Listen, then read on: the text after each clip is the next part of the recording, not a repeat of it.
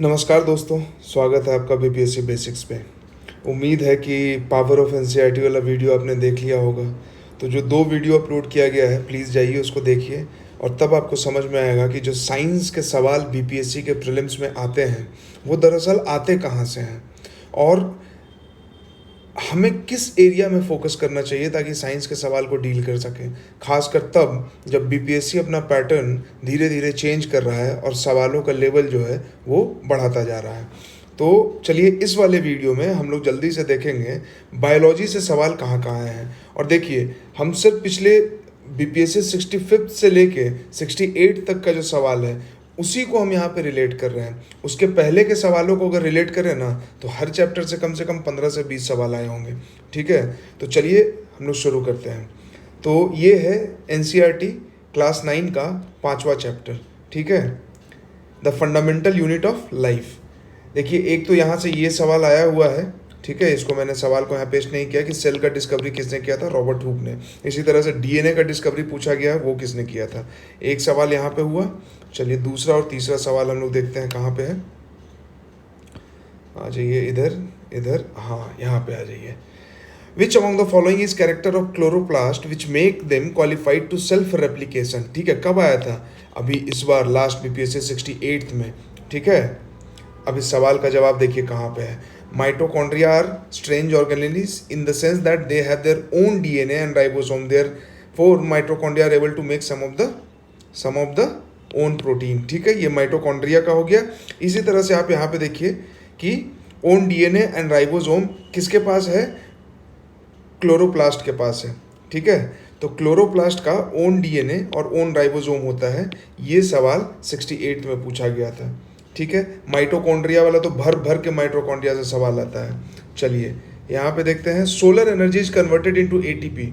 ठीक है, 65 बीपीएससी में पूछा गया था। चलिए, the powerhouse of cell किसको कहते हैं?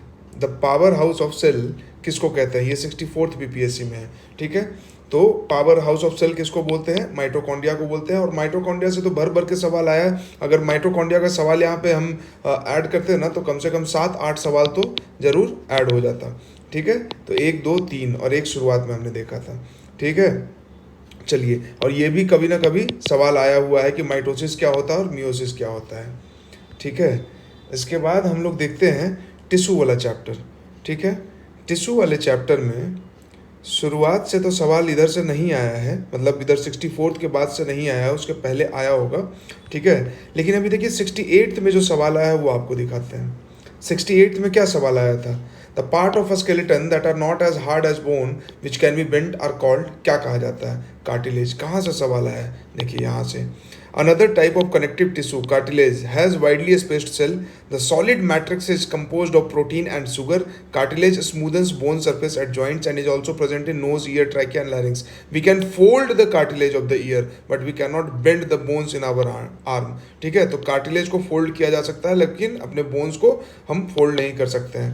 तो यहाँ से ये सवाल उठ के आया था। ठीक है, इसके अलावा और सवाल, हाँ ये देखिए, which one of the following statement is incorrect about muscle in human body. ठीक है, आप देखिए मसल से सवाल आया है, पूरा मसल टिश्यू पे एक पैराग्राफ यहाँ से लेके यहाँ तक दिया हुआ है। ठीक है, तो ये 2 सवाल यहाँ से हो गए। इसके बाद हम लोग देखते हैं, चलिए फिजिक्स का भी हम लोग नहीं देख रहे हैं, अब हम चलते हैं क्लास 10th साइंस में। ठीक है, ये चैप्टर 6 है, लाइफ प्रोसेसेस। देखिए इससे कितना सवाल आया और कितना भर भर के सवाल आया है। ठीक है, चलिए यहाँ से शुरू हो जाता है। सवाल क्या है? Solar energy is converted into ATP, BPSC 65 में पूछा गया था। ठीक है, उसके बाद the by product of photosynthesis क्या है? By product of photosynthesis O2, 65 BPSC. ठीक है, what is the formula of glucose? Formula of glucose क्या है? C6H12O6, बीपीएससी 65 में पूछा गया है। ये तीनों सवाल 65 में पूछा गया है और तीनों एक ही जगह से सॉल्व हो रहा है। ठीक है, इसके बाद हम लोग देखते हैं, ये 3 सवाल हो गया। इसके बाद ये चौथा, ये 5वां सवाल, स्टोमेटा ओपन्स और क्लोज ड्यू टू, किस वजह से ओपन और क्लोज होता है? तो देखिए यहाँ पे क्या लिखा हुआ है, the opening and closing of pore is a function of guard cell, the guard cell swell when water flows into them. ठीक है, ये है स्टोमेटा का ओपन होने और क्लोज होने का रीजन। सवाल आया था कब? बीपीएससी 68 में। ठीक है, इसके अलावा देखते हैं plant receive there nutrients mainly from, plant अपना न्यूट्रिएंट्स कहाँ से लेते हैं, other material like nitrogen, phosphorus, iron, magnesium taken up from soil. ठीक है, इसका आंसर 67 बीपीएससी में आया हुआ सवाल, 2 इधर हो गया। अब चलिए आगे बढ़ते हैं। ठीक है, ये देखिए the ultimate substance to which the carbohydrates are degraded. ठीक है, 67 बीपीएससी में पूछा गया है ultimate substance to which carbohydrates are degraded. Carbohydrates किसमें फाइनली डिग्रेड होता है, complex carbohydrate into glucose and fat, complex carbohydrate into glucose. ठीक है, कॉम्प्लेक्स कार्बोहाइड्रेट्स को फाइनली ग्लूकोज में कन्वर्ट किया जाता है, और फैट किस में होता है, फैटी एसिड में होता है, और प्रोटीन किस में होता है, एमिनो एसिड में। तो देखिए ग्लूकोज तो इसका आंसर हो गया, इसके अलावा एमिनो एसिड जो है, एमिनो एसिड वो देखिए प्रोटीन वाला आंसर है। ठीक है, ये भी सवाल बन के आ सकता है, तो ये सवाल हमने यहाँ पे देखा डाइजेस्टिव सिस्टम से। अब रेस्पिरेशन से देखते हैं, glucose is converted two ethyl alcohol by the enzyme. Glucose जो है वो इथाइल अल्कोहल C2H5OH बनता है, किसके प्रेजेंस में, ठीक है, तो वो जाइमेज के प्रेजेंस में बनता है। ठीक है, ये पूरा प्रोसेस यहाँ पे लिखा हुआ है, ईस्ट में होता है, फर्मेंटेशन इसको बोलते हैं, शराब वगैरह बनाने के लिए इसका यूज़ होता है। ठीक है, हालांकि यहाँ पे जाइमेज टर्म यूज़ नहीं किया गया है, बट ये टर्म जो है ना आगे किसी चैप्टर में है, और उस चैप्टर में जब हम उसको डिस्कस करेंगे तब आपको दिखाएंगे। ठीक है, अब यहाँ पे देख लीजिए the powerhouse of cell किसको बोलते हैं भाई, तो एटीपी एनर्जी करेंसी। ठीक है, माइटोकॉन्ड्रिया सब यहाँ पे देख लीजिए, यहीं से फिर सवाल बन के आ जाएगा। देख लीजिए ये जो फिगर दिया हुआ है कि ईस्ट जो है एब्सेंस ऑफ ऑक्सीजन में इथेनॉल बना देता है, बाई प्रोडक्ट में कार्बन डाइऑक्साइड बनता है। ठीक है, लैक ऑफ ऑक्सीजन में मसल सेल्स में जो है वो हमारा लैक्टिक एसिड जमा हो जाता है, जिसकी वजह से हमको स्ट्रेन या स्प्रेन या मसल्स में पेन महसूस होता है। ठीक है, तो ये आने वाला सवाल है, बट ये सवाल आ चुका है माइटोकॉन्ड्रिया वाला। चलिए आगे बढ़ते हैं, आगे बढ़ते हैं, आगे बढ़ते हैं। ब्लड से भी सवाल आया है, लेकिन मैं उसको यहाँ पे वो पेस्ट नहीं कर पाया हूँ, तो आप मान के चलिए कि वहाँ से भी एक सवाल आया हुआ है। ट्रांसपोर्टेशन इन प्लांट देख लीजिए, water passes from the soil into the roots by the physical process called. ठीक है, 67 पीपीएससी में आया है, किस वजह से होता है, ट्रांसपीरेशन के वजह से होता है, इवेपोरेशन के वजह से होता है, किसके वजह से होता है, सारा कुछ यहाँ पे लिखा हुआ है। ठीक है, चलिए एक्सक्रीशन, एक्सक्रीशन, हाँ, solar energy converted into ATP, ये सवाल रिपीट हो गया। Byproduct of photosynthesis, byproduct of photosynthesis क्या होता है देख लीजिए, oxygen itself can be thought of as a waste product generated during photosynthesis. ठीक है, तो ये रहा सवाल यहाँ पे। ठीक है, इसके बाद अगर कंट्रोल और कोऑर्डिनेशन वाले चैप्टर को देखते हैं तो इसमें पहले सवाल आया हुआ है, बट अभी नहीं आया, और अभी में बीपीएससी 67 में देखिए ये सवाल आया, pituitary gland is located in, कहाँ पे लोकेटेड है, ठीक है, तो ब्रेन में होता है। ठीक है, पिट्यूटरी ग्लैंड जो है वो हमारा ब्रेन में लोकेटेड है। ठीक है, चलिए आगे चलते हैं, आगे चलते हैं, आगे चलते हैं।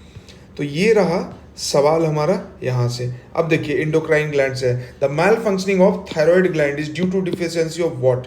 ठीक है, यहाँ पे ये पूरा एक्सप्लेन किया गया है, वीडियो को पॉज करके पढ़ के देखेंगे आपको पता चल जाएगा। फीमेल सेक्स हार्मोन, ये पिछले 8th क्लास के एनसीईआरटी में भी था और यहाँ पे भी है। ठीक है, इंसुलिन इज, इंसुलिन क्या है, फैट है, विटामिन है, कार्बोहाइड्रेट है, प्रोटीन है। देखिए क्या है, इंसुलिन प्रोड्यूस्ड बाय कहाँ से, पैंक्रियाज, पैंक्रियाज में प्रोड्यूस होता है, और हार्मोन है, ना तो फैट है, ना तो विटामिन, ना तो कार्बोहाइड्रेट, ना तो प्रोटीन, हार्मोन है।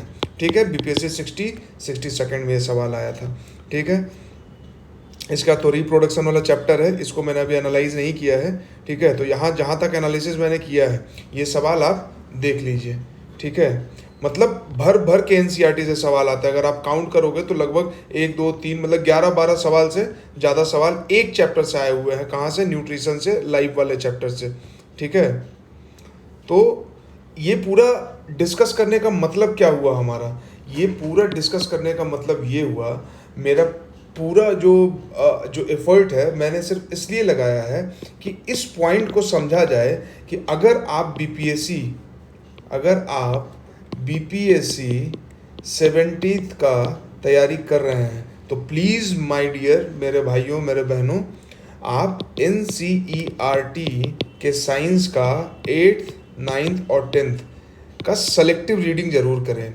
8th क्लास का पूरा किताब पढ़ें, 9th क्लास और 10th क्लास का सेलेक्टिव रीडिंग करें, क्योंकि सवाल यहीं से आते हैं। अभी हम कल परसों में फिजिक्स का बनाएंगे, और जब फिजिक्स का बनाएंगे तो देखिएगा कि एक चैप्टर से 15-15 सवाल आए हुए हैं। जितने भी सवाल बीपीएससी ने पूछा है सब एनसीईआरटी के फिजिक्स वाले चैप्टर से है, ठीक है। तो इसका मतलब ये हुआ कि पुराने ढर्रे पे चलना छोड़ दीजिए।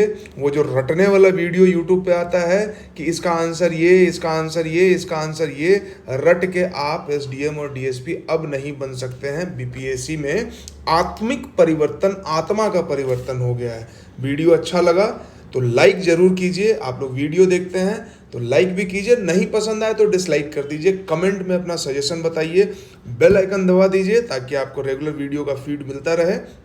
चैनल के प्लेलिस्ट में करंट अफेयर्स, हिस्ट्री के वीडियोस डाले गए हैं। इसके अलावा 30 डे स्ट्रेटजी भी डाला गया है, आप उसको देख सकते हैं। बहुत ही बेहतरीन और मार्वेलस स्ट्रेटजी बनाया गया है।